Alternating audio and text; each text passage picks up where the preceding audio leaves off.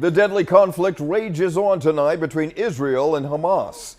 A few hours ago, President Joe Biden condemned the Hamas terrorist group's bloody attacks on Israel, calling them an act of sheer evil. The president said at least 14 Americans are now among the more than 1,000 people killed in Israel, and American citizens are also among those being held captive by Hamas.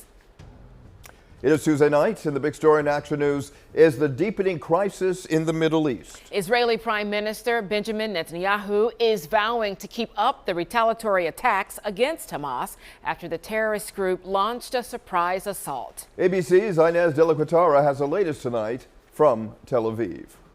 Good afternoon, Rick and Shari. And President Biden addressing the nation, saying the U.S. stands with Israel as the IDF continues laying siege to Gaza. Street after street of Gaza City decimated, rubble in this Palestinian territory stretching as far as the eye can see.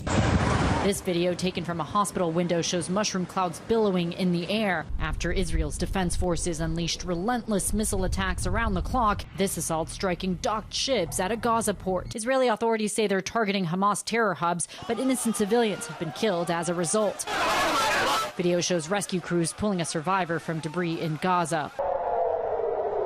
And across the border in Israel, air raid sirens ringing as Hamas terrorists fire another barrage of rockets into the south. The IDF telling ABC News that they have regained control over the area adjacent to the border with Gaza. We do have a lot of ground troops in this area. We have a lot of tanks, and we're prepared for anything. And this is the area where we're going to be presenting ourselves and finishing this battle. But admit it is possible some Hamas terrorists may remain. These armored jeeps are going towards where we've been hearing this incessant gunfire. Which is what our Matt Gutman seemed to find after being allowed into the area while live on The View. We have to leave. What's going on? Matt had to be rushed out by Israeli forces due to a security threat. We were in this town. It's called Kibbutz Kfar Aza earlier today, where we saw the evidence of this horrific massacre. Dozens of people killed, and Israel had just tried to gain control of it. But as you can see, they do not have control of the situation right here. President Biden addressing the situation this afternoon. This was an act of sheer evil. More than 1,000 civilians slaughtered, not just killed, slaughtered in Israel. Among them, at least 14 American citizens killed.